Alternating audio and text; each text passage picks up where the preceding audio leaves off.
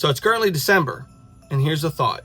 While you're busy working on your action plans, while you're busy figuring out what your triggers are, and while you're busy coming up with ways to be able to combat those things, why not also consider making yourself a New Year's resolution to get free from pornography once and for all? And I don't have the stats in front of me, but I read that 45% of people will make a New Year's resolution. And out of the 45%, 88% will fail. What that says to me is that most people start strong, but they don't end strong. And so having an action plan, having an accountability partner, having the proper things in place are going to only help you in your success. But here, I want to go one step further, okay? Bringing people in, not just having an accountability partner, but making people aware of what your resolution is going to put some fire into your butt. What's cooking? You are. To want to succeed, because the fear of failure is a very real thing. Sometimes it can be a good thing to push you in the right direction. Jesus talked about what king goes out to make war with another king and who's outnumbered and doesn't in advance count the cost, right? Send emissaries. And I'm paraphrasing all of this, but I want to make it clear that you need to make your vision plain about what it is you want to do and how it is you want to succeed. And what does life on the other side of this addiction look like? So if you're anything like me right now, it's hard to tell. You know, it was like when I started my journey, is everything foggy, right? It's like this had been a part of my struggle for almost 30 years, right? I mean, longer than that. I'm not a math Latin right now. I'm not a math Puerto Rican. So I'm just going to kind of say it was a while. It was a good gap in time. And so the thing is that I was so acclimated to the struggle, right? I could never see life on the other side. I was like the Israelites when they were 40 days in the wilderness. What? Bro, what are you talking about, man? 40 days. That would have been great for them. 40 years in the wilderness. And one of the big issues they kept coming up is when they would have a problem, they would always talk about how good they had it in Egypt. After 9 years, you know what I realized?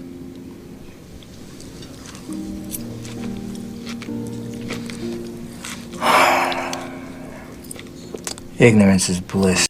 Now, if you've read it, you know they had nothing good in Egypt. They were slaves, they were whipped, their food was subpar. Like, it was just a terrible experience. And yet, they would always reference Egypt. They would, we had meat to eat, and we had this, and we had that. We do the same thing with addiction. We are intentional about wanting our freedom. We're on the journey, but the moment hardship comes, we just kind of look back at what we had, and we're just like, oh, sucks, man. At least back then, you know, I could feel good. Even if it was temporarily, I could feel good. But it was fleeting. It's always fleeting.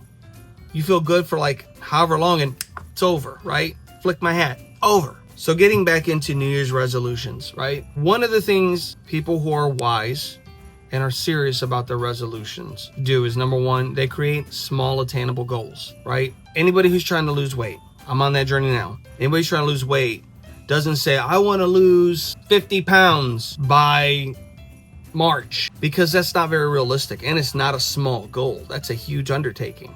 A more measurable goal would say, I would like to lose 5 pounds in 2 weeks, and I would like to lose 5 pounds in 2 weeks consistently over the course of the next 6 weeks. That's 30 pounds. Ooh, yeah, yikes. Remember when I said I wasn't a math Latin? Yeah, I'm sorry. That'd be 15 pounds. I'm totally wrong. That's more of an attainable goal.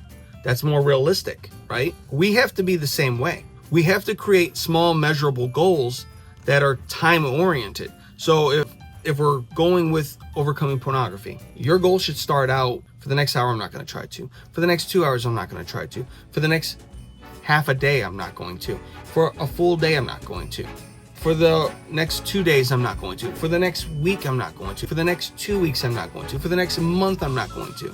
Your goals should be increasing as you go. You should be looking, those small goals should eventually start adding up, right? Because you're not just saying, okay, for 1 hour, I'm not going to look, and then I'm going to go look. No, it should be, this hour, I'm not going to look.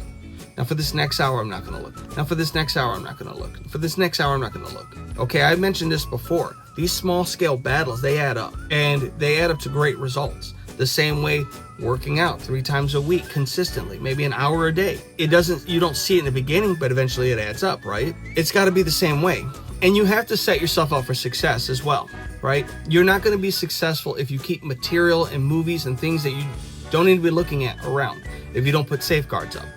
The same way someone who isn't setting out their gym clothes the night before, isn't making sure that they got the proper food in the fridge, and they don't, they have all these other things that they need to have in place so they can have a successful workout plan and a successful meal plan. If they don't start to do those things, if they don't do the meal prepping or whatever it is, then eventually they're gonna fall off. And the same is true for people who are struggling with addiction. The moment that you aren't being intentional about setting up the next step for success, you're gonna fall off. Again, when you're at your strongest, plan for when you're at your weakest. Get the garbage out of the way now, while you're up here and you're adamant about wanting to do it. Don't wait until you're in the struggle, because chances are when you're in the heat of it and you aren't prepared, you're gonna fail. Very rarely are you gonna get out of that. And I'm telling you, as someone who's tried to pray my way out of it and pray to God and ask the Lord. And yeah, there's been times that God has absolutely gotten me out of the struggle. But there are times that I've been so enticed by what I wanted that I wasn't actually putting God at the focal point like I needed to, and I ended up giving into it.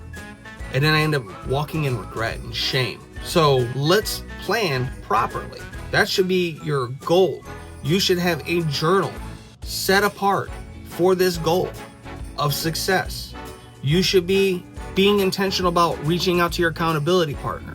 Like, I want to explain something. An accountability partner, it's our responsibility to reach out to you, but it's also your responsibility to reach out to us, right? You have to be intentional about saying, hey, this is where I'm at. Hey, I'm having me a good week. Hey man, journey's been good. Hey man, I'm struggling. Hey man, can you pray for me? Hey bro, look, I'm not gonna lie to you, I slipped. Dude, I'm not even gonna lie to you, I didn't just slip, I fell. And here's why. And don't be scared to talk about those sorts of things. And I'm going to do a video on really getting it more in depth into an accountability partner and what that relationship should look like. I'm giving you kind of a brief overview here, but these are things that we should be actively thinking about. All right, guys, that's going to wrap this video up. I love you guys. I'll talk to you later.